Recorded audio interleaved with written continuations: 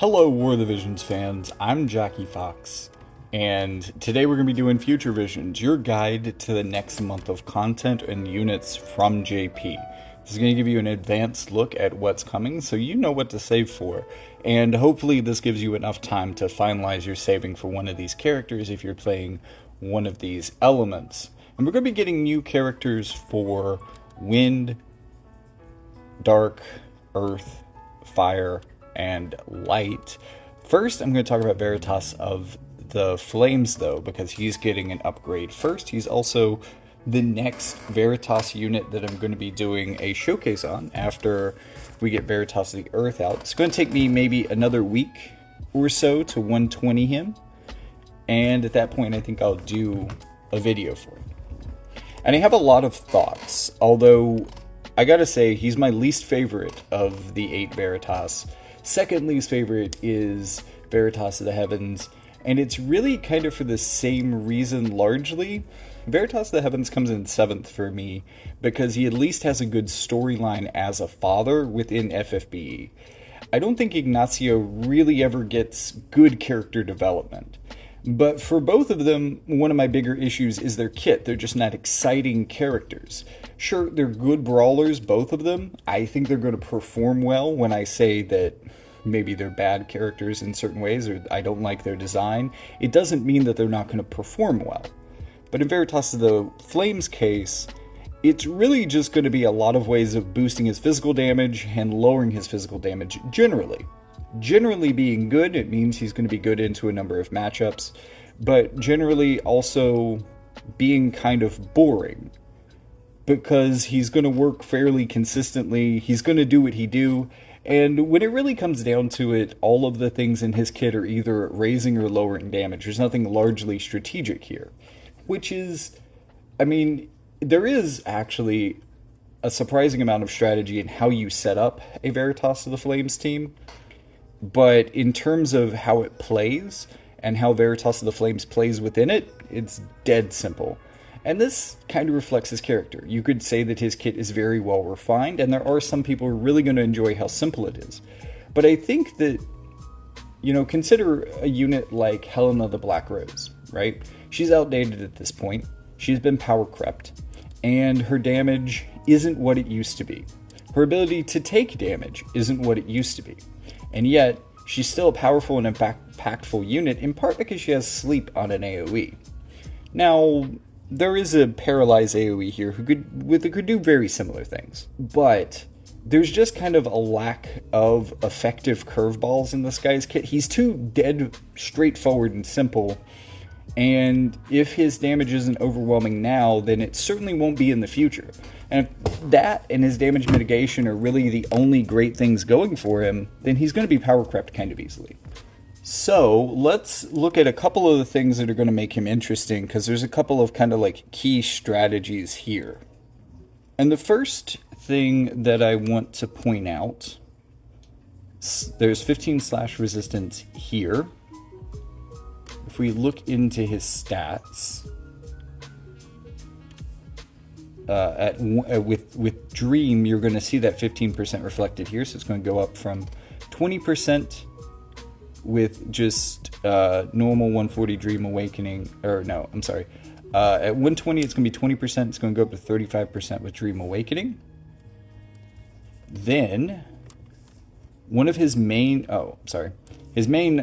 passive is going to increase that even further. So if you're keeping track, it was at 35, so now it's going to be at 47.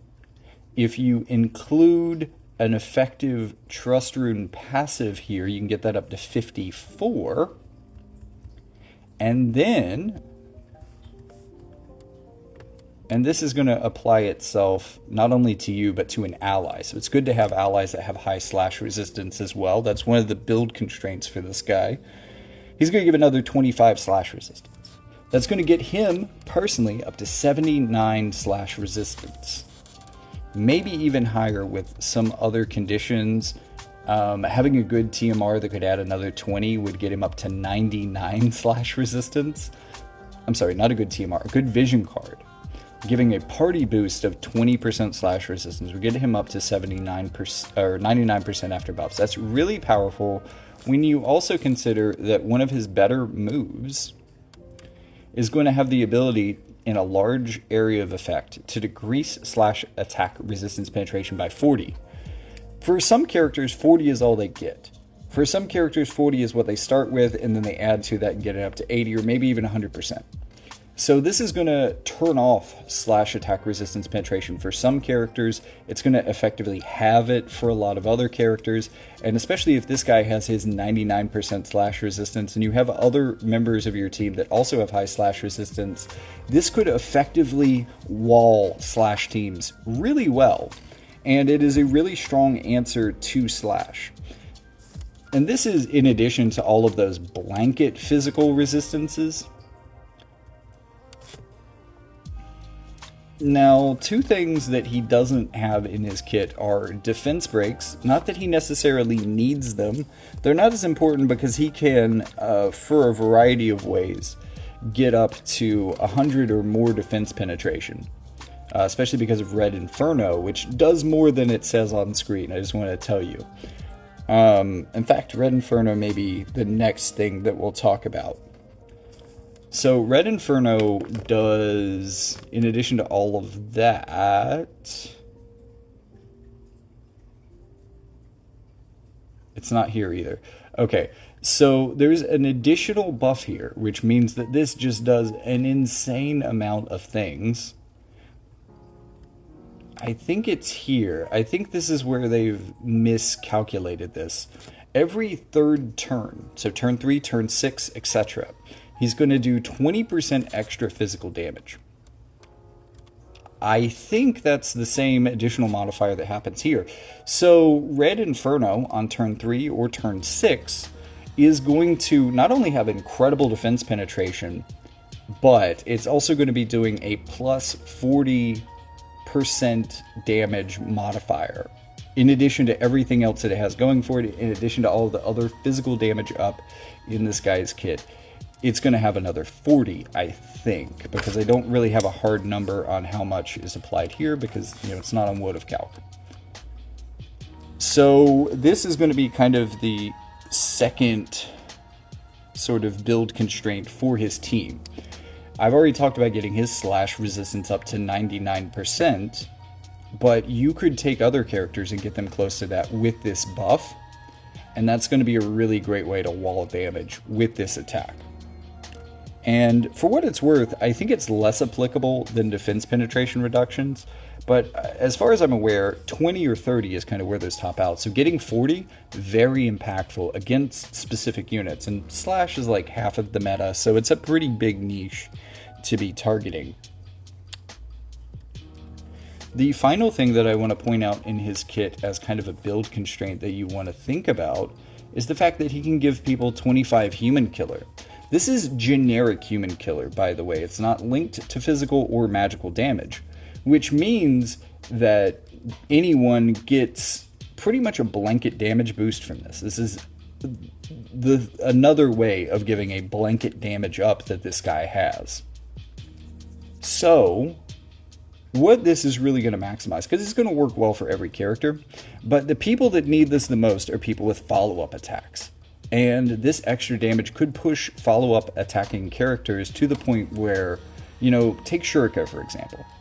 Shurika can be very powerful against re-raise and courage characters because with enough damage, she can take them from 100% health to 1 HP with courage, or take them down to re-raise, and then that follow-up damage, if it's strong enough, can take them out even with a solid re-raise. And this human killer is going to help it do that in both respects. So you're really probably looking for follow-up damage characters with this character. Another thing that you want to look out for, since this is basically his whole effective kit, the best parts of it are AoE. He has no AoE resistance penetration. He has no way of breaking AoE. So you want a partner for him that can break AoE. So this is taking characters like maybe Sephiroth, or even Veritas of the Heavens could be really strong here.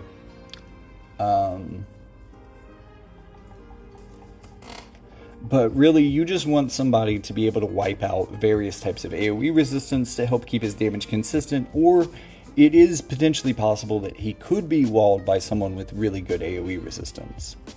So the final thing that I want to say is again related to that every third turn type of thing that we were seeing here and with Red Inferno, and that means that you really need him to be attacking on turn 3. There are 2 ways in his kit to help make this happen. Battlefield Mobility is a passive that you might want to run. I like Martialist Lord just to lean more into his damage.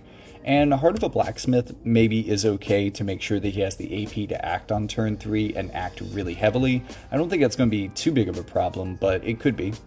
So either of these could be important for him, but I really think that if you're having trouble getting him in to range on turn 3, this is what you want all around.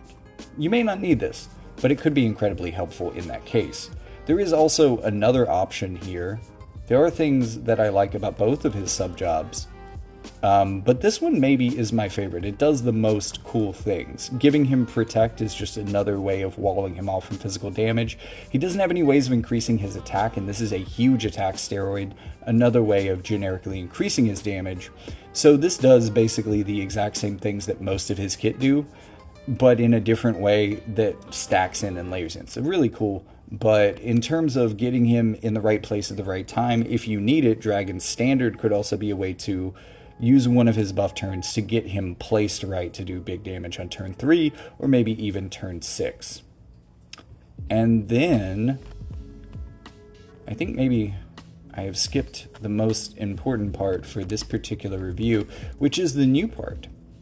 He does have a skill that is going to be able to heal him back in his main kit, but he's also going to get this one, which is going to do incredible damage. It's also going to give him the AoE resistance mitigation that he needs.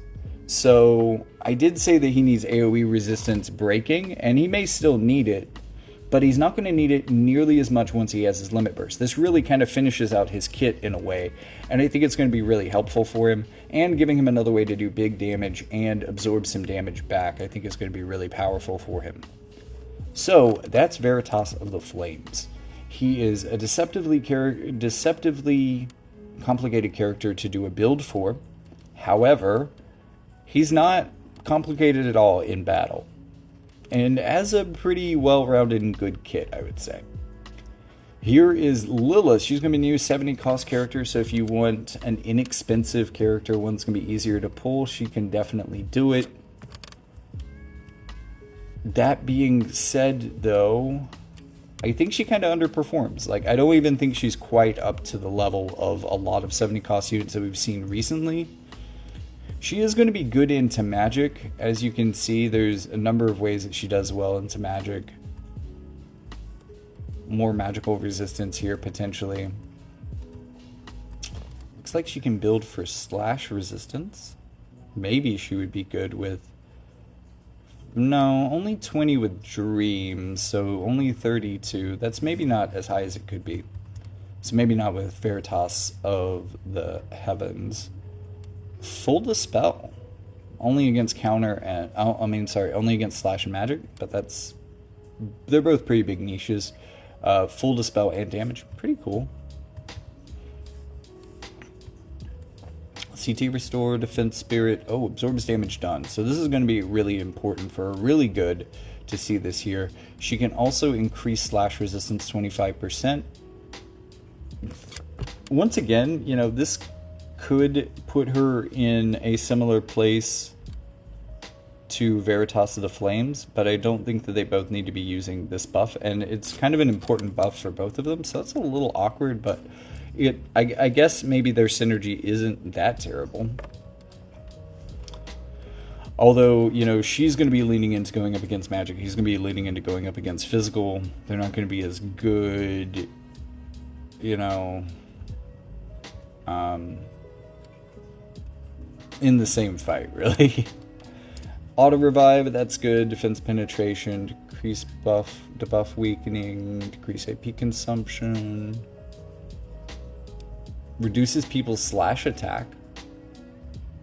So this could be really interesting with Veritas of the Flames. I'm not meaning to like necessarily pair her up with Veritas of the Flames, but decreasing their slash damage and decreasing their slash penetration and having high slash resistances. These two characters could be really good together. No, I'm saying it. And maybe, just maybe, this helps you secure yourself against some of the magical slash characters. Maybe. I don't know. But having two different ways of turning down slash damage could be really powerful together.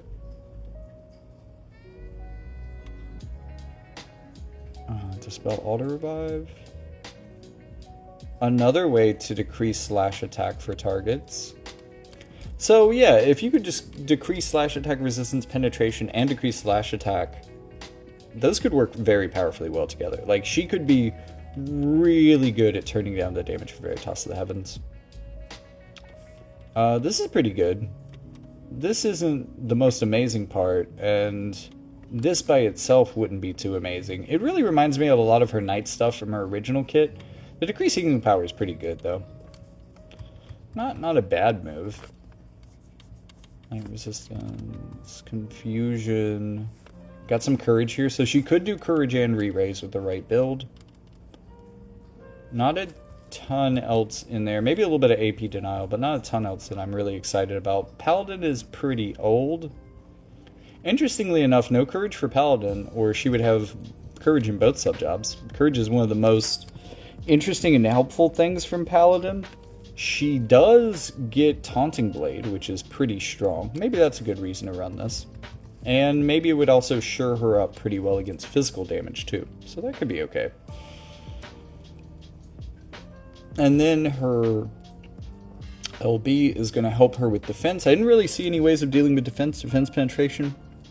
Like most knights, she is more inclined to slash attack resistance penetration.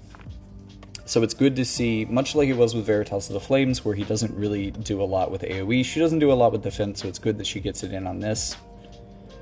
It also decreases spirit and slash attack resistance penetration. So, okay. Unlike Brutal Swing, this is only going to hit one person, and she's only going to have one cast of it. So I don't think this is as strong as that effect, but it is the same effect. It is interesting that we talk about these characters back to back. Although I think that the way that Veritas of the Flames applies this is stronger. Oh no, wait, this is select up to 2 targets. No, maybe they're even. Maybe they're even. And also, this decreasing spirit after doing damage, decreasing defense before doing damage, reminds me a lot of Veritas of the Water's Limit Break, in a way that I like. This is pretty good. She's pretty decent for a lower costed character, but I wouldn't say she's quite good enough to pull for it. This is going to be my first real skip of the video, but also my first gotcha unit of the video. And I'm even saying this as a light player. I just don't think she's a super impactful one. Now, I'm probably going to eat my words, because there's probably going to be limited content directly after her that is cost designed to showcase 70 cost units, and I'm really going to suffer for not having her, I guess. But I think outside of that, her stonks into the future just aren't great. Speaking of bad stonks into the future, I've heard some unfortunate things about this collaboration. The one thing that I do think is pretty fortunate about this collaboration, though, I think this is cool. This is a really neat TMR. Shields are not super equipable. Heavy armor already isn't super equipable, but I think shields are even slightly less equipable than that. So maybe a lot of people won't be able to use this, but it does have strong defense and spirit, which is cool. But the buff here is really what I like. Protect, regen, both of those are pretty good, but also absorb 50% of damage done while you have regen in effect. Being able to give any big tanky character this effect, this last effect specifically, is a big deal. Now, unfortunately, I think a lot of the characters that can equip shields aren't the most damage heavy.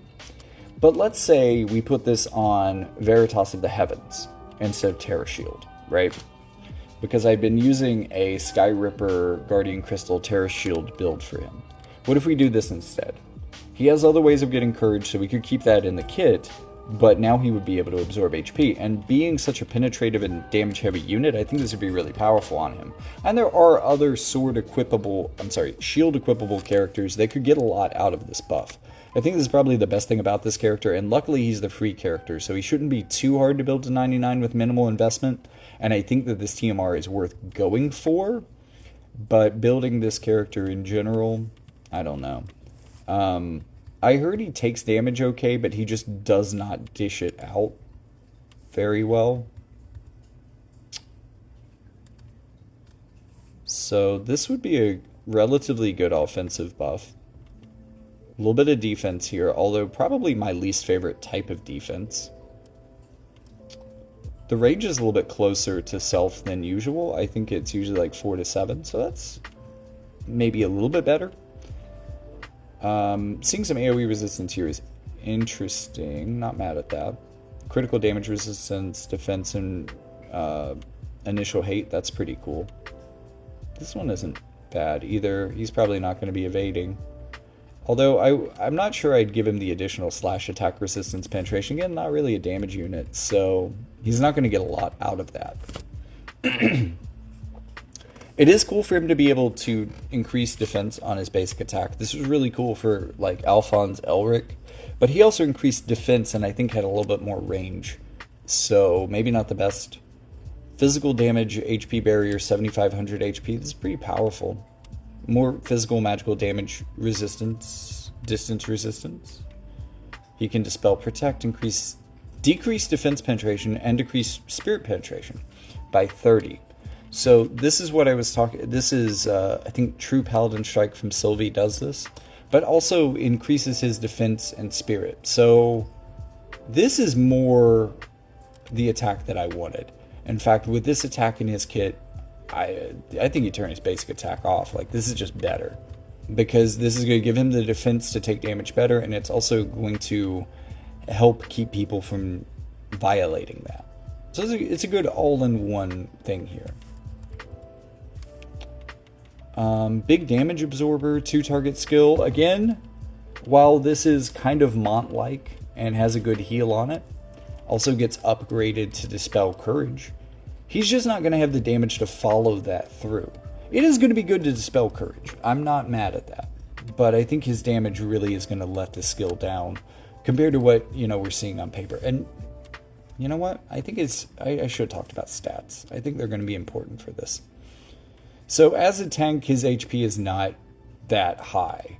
His attack is considerably lower than what we've seen. This is maybe more in line with older characters. Maybe where a tank should be. A little bit of defense. Kind of, I think this is minimal agility for a modern unit. Pretty low. And his resistances aren't super high. Only 20 to slash, so maybe this isn't a character that we're going to be playing with Veritas of the Flames, specifically. But, yeah. The stats kind of show us what we already knew about him. AoE resistance for allies. Decreased defense penetration for allies. Now, this feels like it's a bit redundant with this skill. Having two ways of doing this. And I maybe even kind of like this better because it gives more people the chance to apply it. This is where his courage is going to come from. He's going to get some AP. Also, this looks like auras. Single target resistance aura is very strong. This came from Volke. And defense aura. That's interesting. Usually we would see this as a physical damage reduction aura, which would be stronger. Because there are ways to penetrate defense. Now, as we've seen from his kit, he does negate some of those a bit. So he gets maybe more out of this than most characters would. Or he can help his team get more out of this than most characters would. Because it doesn't apply to him. That's the way these auras work. They only apply to your allies, not to yourself. Decreased chain resistance. Increased defense penetration. He needs that. He didn't have any defense penetration. But it's only for this cast.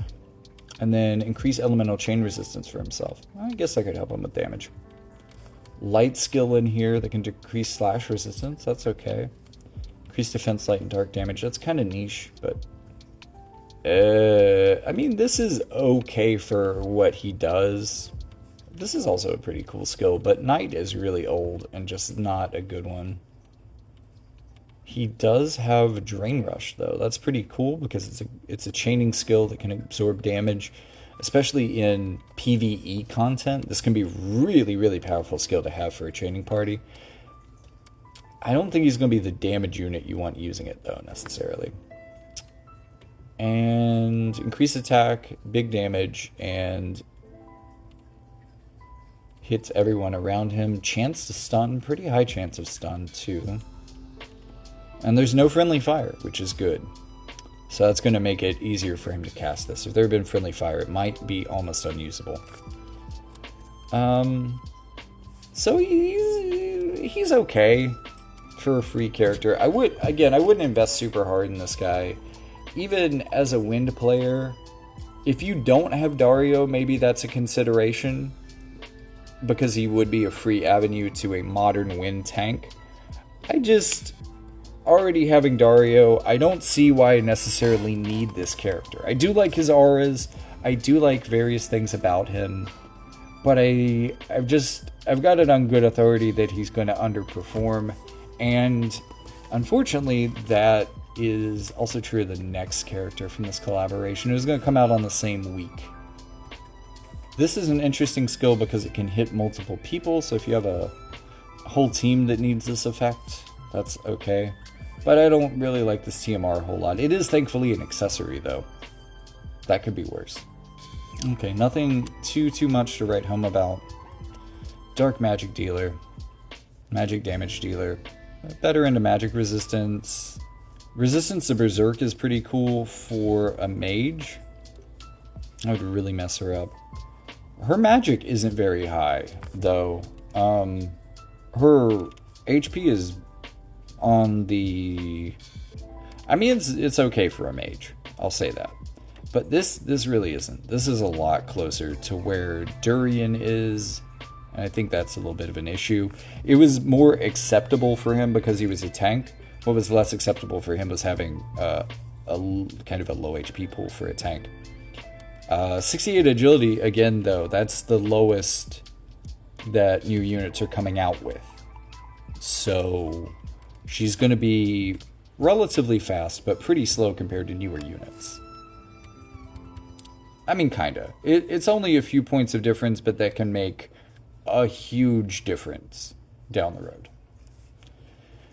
Okay, magic attack, resistance, penetration, decreased chance of being targeted. I guess that's pretty cool. Strategically decreasing activation time, so another 200 here. Oh no. So many things I don't know what it does. But arguably, you usually take these agility passives. I think this is a good one. Larger area attack size, resistance 15. Yeah, this is probably a good second buff, regardless of what this does. 100% hit chance and decreases evasion rate. That's a pretty good anti-evasive skill. It's not going to be enough to take people out. You really want to be hoping that the rest of your team is enabled to hit them by this. Because you know you're going to hit them, but you're not doing much damage. You don't have much range. It's really not the skill you want to win the match with by any means. Especially if there's any self-healing, they can just shrug it off. But decreasing the evasion rate, I think that's the important part here. More decreased chance of being targeted. She really does not like to be targeted. AoE resistance, spirit penetration, and regen. Not bad. Especially if she's not being targeted. That gives her a good chance to take a couple turns off to heal back. Increasing human killer, general human killer for allies. We talked about this with Veritas of the Flames.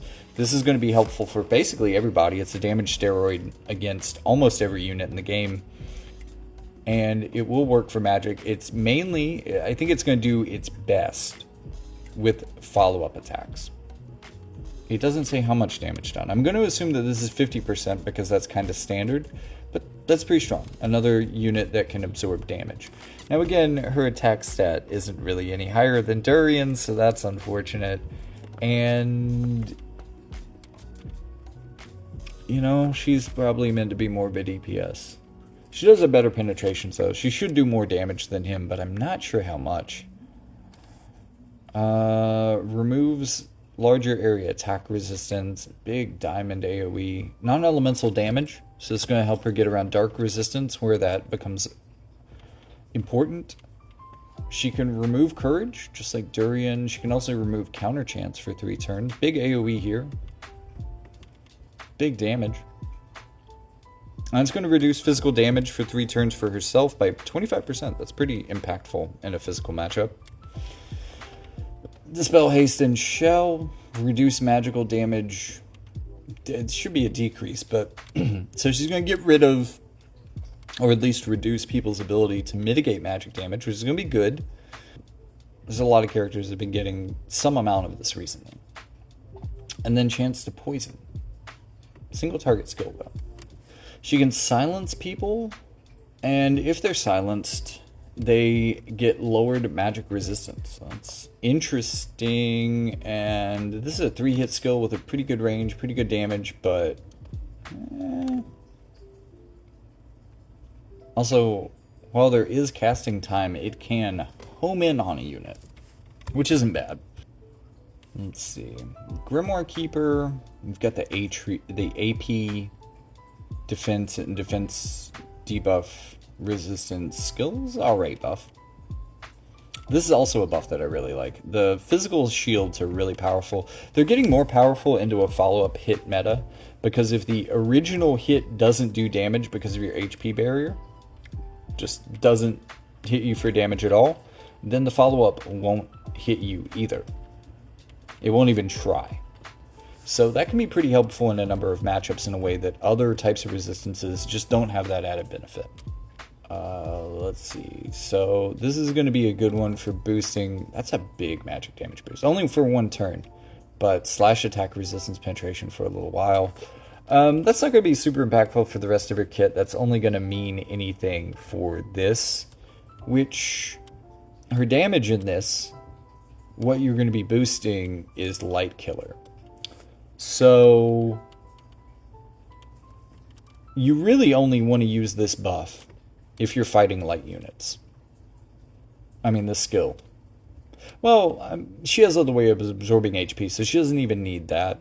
The increased magic is interesting, but really the slash attack penetration is only going to apply to these 2 skills, which are light killer skills. And you probably don't want to be using those against non-light units. She has a whole main kit that's probably better suited for things like that. So that's the only case where you'd want slash attack resistance penetration for her. Finally, her Limit Burst, single target skill, 3 hits. So this is kind of like Queen's Gambit from Dark Fina. Break magic damage barrier, 240 mod, which is pretty high. Decrease AP by 40%. That's quite impactful. 67% chance to inflict slow. That's very high chance of slowing.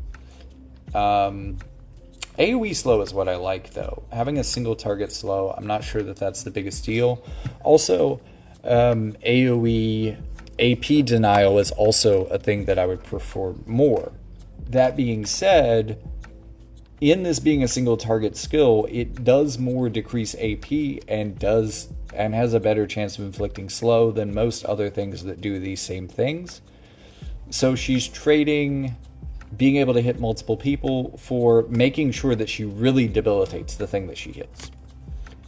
Arguably, I would say that she's probably better than Durian, but given a lot of the strength of characters that have been released recently and are to come, and the fact that JP is coming up on anniversary, which is probably going to introduce in some way a new power level or a little bit of power creep even from where we are, I just don't think that this character is a really good investment into the future. As often happens with collaborations, though, the second weak unit is probably the strongest. This is the Flame Sorcerer, and he just seems really good at dealing damage from what I've heard. Let's look at these stats. So, lower HP, more in line with the previous Angira? Oh, wait, is that Angela? Is that... okay, right. So, more in line with her HP, which is not great, but maybe again, correct for a mage. But look, we finally got yay! They didn't forget the damage stat this time. Also, didn't forget the agility stat. This man is very, very fast base. Also has a little bit of accuracy. Disable resistance? Heck yeah, that's pretty good. Immobilize resistance is going to help him out a little bit versus Shurika. Silence resistance. I wish this was higher. This is something I always want on a mage at 50%. But you can't win them all. It's good to at least have the 10% though. This looks... this is probably, like, because it's upgraded, probably his better buff. Not sure what this effect does though, unfortunately. Probably a good one though. We'll find out more about that when the time comes for this unit. This is the longer buff on the page. But I'm not sure what to say about this guy. Like, what, at least in terms of the support skills. Not really sure where I land on that. Physical evasion, not bad. Heal back. And a predictive counter. So, okay. They're okay. Main job. Ooh, really decreases magic attack. Look at that. Wow. That's a big magic attack shred. It might not be super impactful, and it's only going to work against magic characters, of course, but it's a basic attack. Those are kind of throwaway anyways. More magic attack resistance. More casting time down. It's a pretty hefty amount of casting time down. This could get him pretty close to instant, which he should be anyways, but it is what it is. Reduce physical damage taken for 4 turns. So this one, hard to get rid of. I'm going to make him good into physical. And new counter skill and... Nope, that's a different buff. So where is our counter skill? Chance to counter physical damage 70%, so high chance, but only physical. 100% hit chance as well, kind of like Edward Elric's counter equivalent exchange. So that's going to be pretty good, especially into evasion. That could make him work well with Angela, in a way. Protect and shell for allies, that's really powerful. I like that. Also, AoE damage size resistance for allies. Auto revive for self. And when auto revived, CT and really big attack skill decrease time. That's really big. That's definitely going to make his skills instant. Interesting. Very, very, very fast when he comes back from the dead. Full reduced counter chance on a multi-hit skill. He's getting a lot of chaining in here, it looks like. Another multi-hit skill, 100% hit chance, big AoE, some chaining, HP restore when his HP is low. That's an interesting condition. I don't think we've seen that before, but he doesn't need it as bad when it's above 60%. Like, this definitely leaves some room for issues, but it's still pretty good. It's a relatively small heal, though. And then increase magic 80% for 1 turn when HP is above 60. Interesting. So it's going to either build his HP up, or it's going to give him the opportunity to build his damage up if his HP is already good. Interesting. With the upgrade is going to decrease spirit before dealing damage for that. So that's going to give him... Yeah, this might actually make him pretty decent into evasion units. I think this guy could actually be really good into evasion units. This is a great guaranteed hit. And it just keeps going. It's going to give him CT on KO as well. And I think it's going to do good at KOing people. Also, break magic barrier for targets on his final skill. A little bit of an AoE, good range. 100% hit chance again, and absorbs 50% of damage done. So, while there are some ways for him to absorb damage, like that skill, he's really not getting any ways of healing back in his kit. Let me look at the LB. Nope. So, while he is incredibly effective, it seems, against evasive characters. Like, this is going to be the evasion cure, really, in a lot of ways. If you want that, if you want to shore yourself up to that, this is going to be an amazing character to get. I can see it already. But he might have a little trouble hanging in there in a fight because a lot of modern units, like even a lot of the characters that we've seen so far, either have multiple strong attacks that heal them back, or they get the ability to drain HP for multiple turns. He doesn't have that, which is, at this day and age, kind of a thing that we're expecting from damage dealers' kits. So he is hyper accurate, but maybe a little bit squishy compared to his compatriots these days. Fully supportive subjob. This is a pretty cool heal. Also, his main sub has multiple damage types. Ability to inflict blind and confusion is interesting. But usually because a significant portion of people's damage, especially on an all-fire team for this character, for instance, it's going to build up like 45, 50, 60, 70, 80 fire attack. So basically like an additional 70 or 80 modifier to fire attacks. And these attacks, while they feel like they would be strategically good, because of that, they're going to really underperform on damage. Even in ideal scenarios where you're violating weaknesses. Now, if those weaknesses are big enough, this can still be good.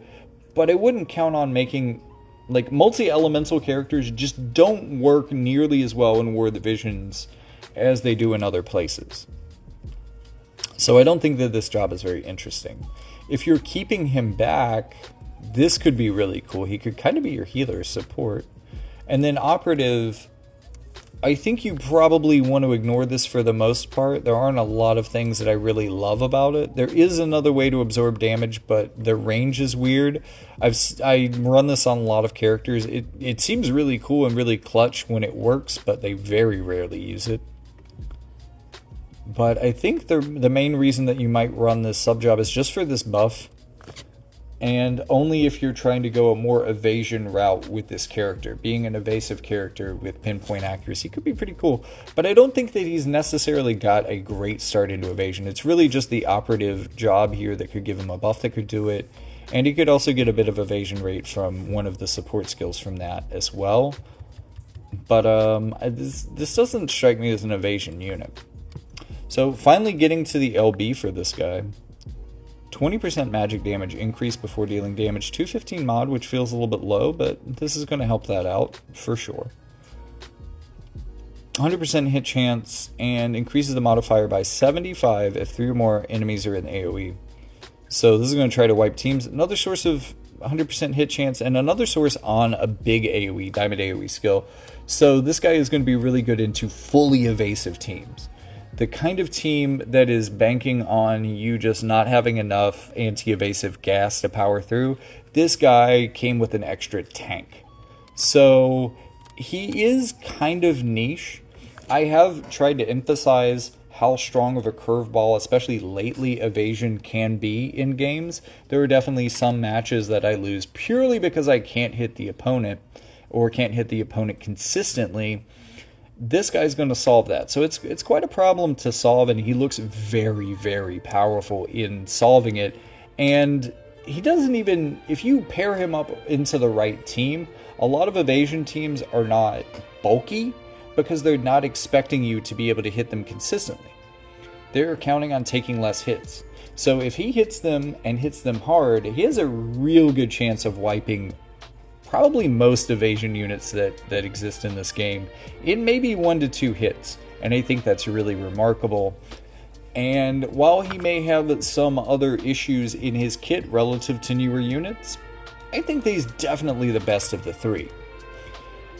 But he's not the only glove unit that we're going to be getting soon. This is the one that I am really excited for. This is young Sadali, the one that we saw, Pilgrim Sadali, the one who came from Tessera to Ardra, the one who had pure faith and love in his heart and was corrupted by time and exposure to the gods. You know, they say never meet your heroes, and this man's story is the best example of never meet your heroes because it fucking ruined his life and drove him almost irreparably mad. So, here we are. The accessory, his TMR looks pretty cool. Select up to 2 targets buff, single target resistance, critical rate up, critical damage up. That's really cool. Although, oh yeah, I guess you could be the ally. So any 2 people. That's a pretty decent. I like this TMR. This TMR could be good, and there's people who are really going to care about critical rate and even critical damage. Like I'm thinking about Ramada right now in particular. That could be really, really into this. So magic attack resistance, penetration already, AoE resistance, healing power, looks good. Let's check out this guy's stats, see how he stacks up with recent characters. HP, again, respectable for a mage. He's in line with the last 2 mages that we saw. His attack power is just a little bit below the Flame Sorcerer, but when we talk about what he does, you're going to see that he doesn't necessarily need as much magic. Also 68, so this is on the really slow end for modern units. Again, this seems to be the minimum that they're giving them these days. It is very fast compared to a lot of units. He will still be very fast compared to most things that exist. But he's going to be kind of slow compared to newer units. He's pretty accurate too. Base accuracy, base crit rate, not bad. One of the things that's interesting about him to me is that he seems to be missing his 3rd resist, his second 50% resist. He does a blindness resistance, which could play into more accuracy. I'm not sure that he's going to be as accurate as the Flame Sorcerer, but we'll see. Wow. Okay. Increase all elemental resistance 12%. Reduce magical damage taken 30%. AoE resistance 15. I don't even care what these other 2 things do. This is going to be an amazing buff. Or an amazing passive. If he has the healing skills, the healing power could be important. The extra HP could be important. I'm not sure you want the Spirit in HP. I don't think you want the upgrade skills from Arithmetician, but it's cool that he got them. I think this might be where it's at. He likes the critical rate, it seems. Spirit penetration is going to be helpful for him, as we haven't seen any of that yet. And it's always good to have the agility support. Counter slash and magic 70%. Really big range. Very basic counter. But again, you know, a lot of people say that these more niche counters aren't good. But when they're against slash and magic, the 2 most used damage types in the game, and a 70% chance with this kind of range, it's very good. Basic attack removes courage, has decent range. I'm not mad at that. That's actually a really strong way to go with the basic attack. All elemental resistance 20. So this is going to stack in with that, was it 12? So it's going to give him 32% all elemental resistances. Dispel haste for 4 turns on attack, and 2 auras. So let's check out those auras. AoE resistance, very cool. And reaction block rate, 50%. Very cool. This is actually a relatively good, like, offensive aura. We don't see offensive auras very often. And we haven't seen an AoE resistance aura yet. I think that's pretty strong. He's probably not a tank, but he is doing some kind of tanky things there. Reduces damage taken 4 times by 50%. All damage, any and all damage. Absorb 50% of damage done for allies. Remember how I was saying that Durian's TMR is really powerful because of its ability to get this effect onto, well, not anyone, but anyone who can hold a shield? This literally gets it onto anyone, and multiple anyones. It also gets upgraded to increase human killer, so this is going to carry a lot of... We've already talked about general human killer increases. It's just a general damage steroid. It's good for magic. It's good for attack. It's just good all around, and it's going to be really good for increasing follow-up damage. But wait, we'll talk more about that in a second. Also 30 accuracy. Very cool. All of this going on to all allies. The buff weakening effect, also pretty powerful. This is just a lot. This is a very, very good buff, and I think this is one of the things that's getting people the most hype about this character. Dispel Shell, Dispel Magic, damage reductions before dealing damage. Pretty good damage. Decrease healing power 40. It's okay. Like 50 to 70 is really what you want to see with these skills, but 40 is alright. Good range.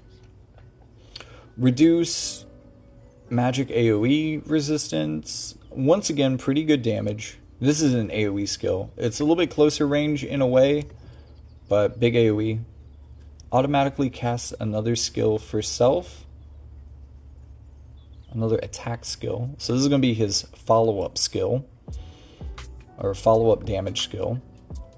And chance to inflict blind. So this is going to make other characters more inaccurate. 40% chance is also fairly high, I think. Let me just look back at this guy for reference, because he had a blind skill. Yeah, 40%. Okay, maybe that's kind of standard for blind.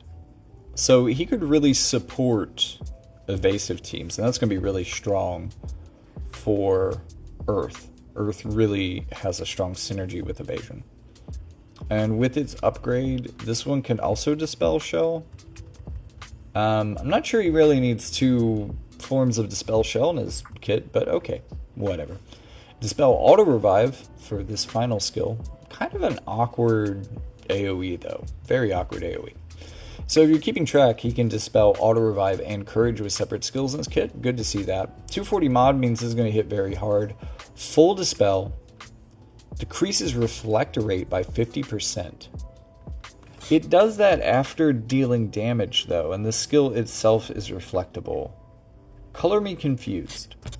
Because this would make sense if it happened before damage. It makes absolutely no sense after damage, because if they already have Reflect up, the attack doesn't hit, and therefore none of this stuff happening after damage will ever happen. And if they don't have Reflect, this just does nothing in general. Also, Reflect is a pretty rare status effect. There's basically 1 Esper and maybe 2 characters that can get Reflect going for them. So this is really niche, and at least the way that it's worded here, and WOTV could be incorrect. We could be incorrect about execution. Maybe it works a little bit different than I'm thinking, but that seems weird to me. Also, more blind. He really likes to blind people. Like he was blinded by his faith. Physical and magical damage up for ally for 4 turns in the sub job. I wish this hit 2 people. I also wish it had better range, but he's already got great buffs. Look. Amazing buff. You don't need other buffs. Look at these 2 buffs. Huge elemental resistances. Dispel Haste. Pretty cool. 2 really interesting auras, one that's going to help turn off counters, one that's going to help resist AoE. And then we have this wall of text, which is going to, like, revolutionize your fucking team.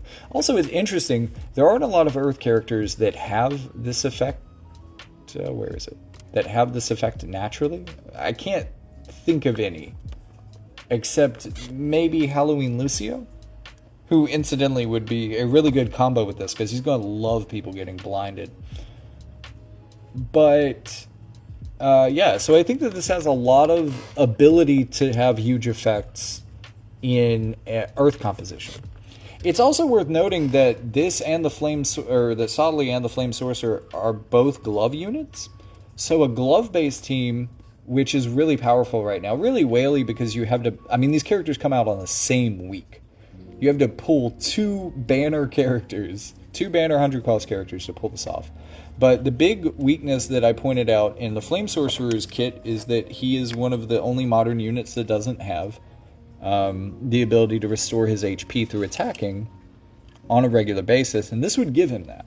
So there's a very strong Flame Sorcerer Sadali synergy for glove teams because of this. This is an interesting skill too, Dispel Auto Restore and Dispel Follow-Up attacks. This is really strong. I wish the range were a little bit bigger because you really want to outrange so that they never get the chance to use the follow-up attack. This can be especially important with Gilgamesh and Seeking Plume. This is also going to have a pretty good synergy with Ashen Mont. Ashen Mont can already do this, at the very least.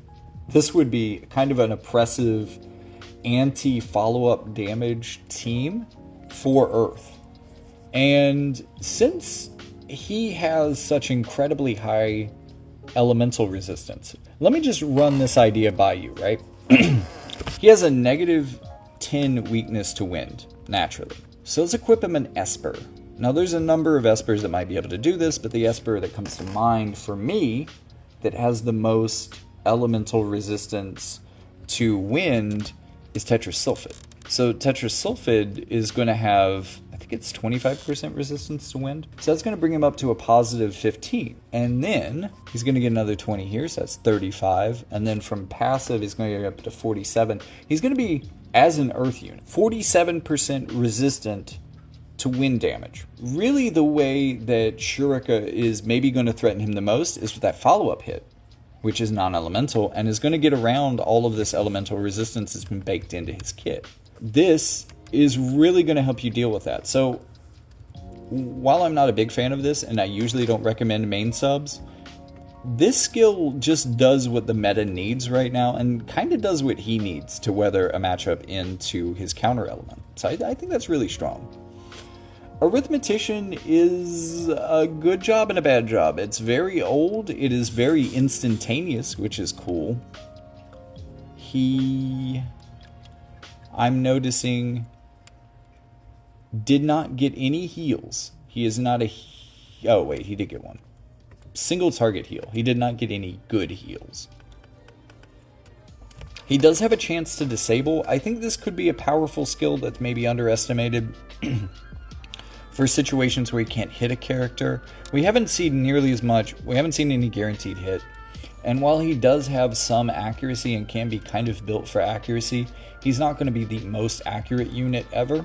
It's going to be kind of middle ground accuracy. So having a thing that he can do in situations where people can't be hit by his attacks is pretty cool. And I think Disable is a strong mechanic for that because it can turn off the ability to evade. This could be good. And then these skills, Decreased Counter Chance, I guess, is pretty interesting. But as you can see from the modifiers, these are not going to do a lot of damage. Even though they are big AoE skills, they're just going to ping people. That being said, this is a really powerful set of skills for clearing people out in PvE. Very good for PvE. And then Blade Soul, if you wanted some slash damage in here, he can do that too. Really putting the soul in Blade Soul, this guy. But that being said, I'm not like super excited about anything in this part of the kit. Except for this plus 30% hit chance here. He is relatively accurate, as I've said, so this could help make him accurate enough to hit certain characters. But maybe not. I don't know. He's not super accurate. Also, this is his follow-up skill. So hold on. Was I wrong about the follow-up up here? That would make sense because it didn't say it did multiple turns. 3, 4, 5. Yes. Oh, okay. So let me correct myself here. This skill, upgraded, removes the AoE magic, removes shell, can blind. This is also going to heal for maybe Cura level. Yeah, this looks like a Cura level heal with maybe Cura level range. So automatic instantaneous Cura on that attack.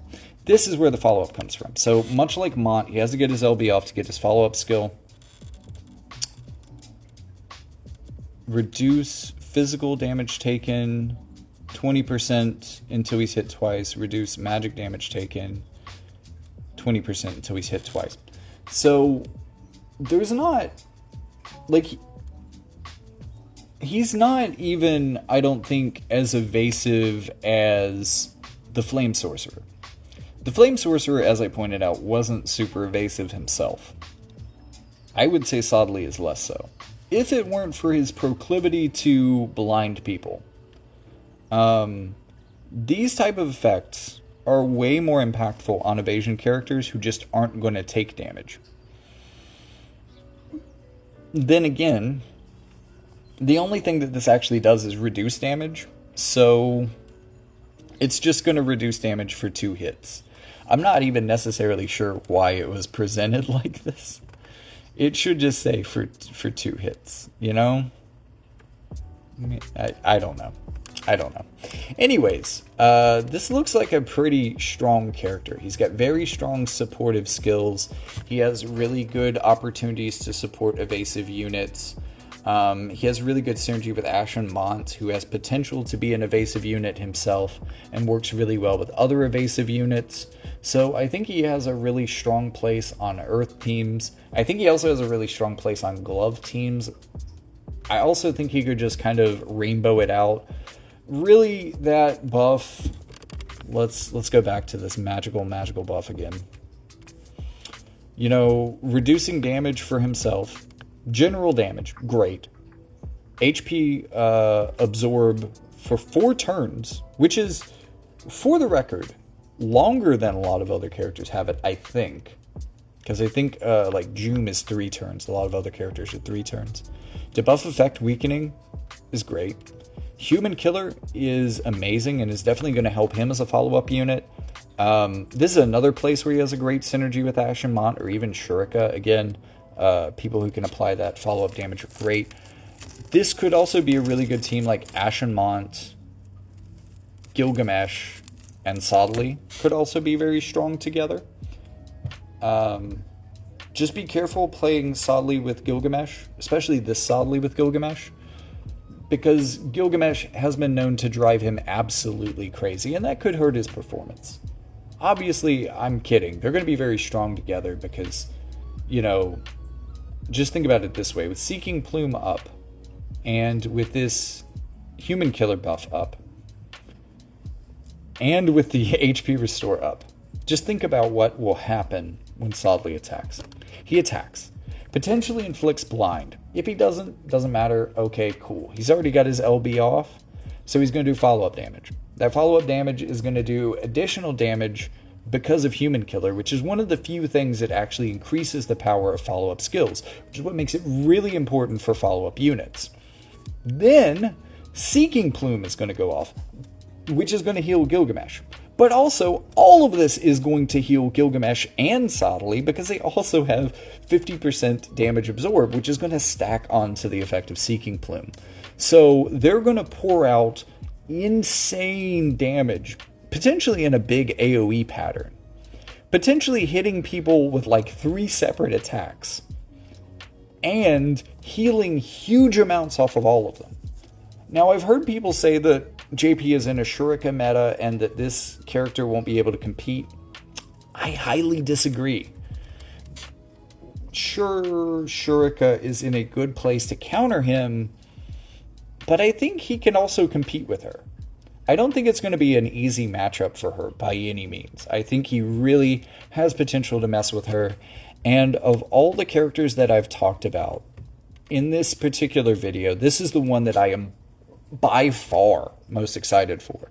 Not only for the reason that this is the most well-written character in the game, most iconic character in the entire game. For anyone who has played through into Season 3, you know how almost like tear-jerking his downfall was. Because at the beginning of the game, we just see him as a villain. But in the second intermission, which I've done videos on, if you want kind of a philosophical and narrative analysis of that intermission, I loved it so much. I did multiple videos on it. You can check those out and see why I love this character. But also, his voice actor, I think it was Kinji Tang. Amazing voice actor.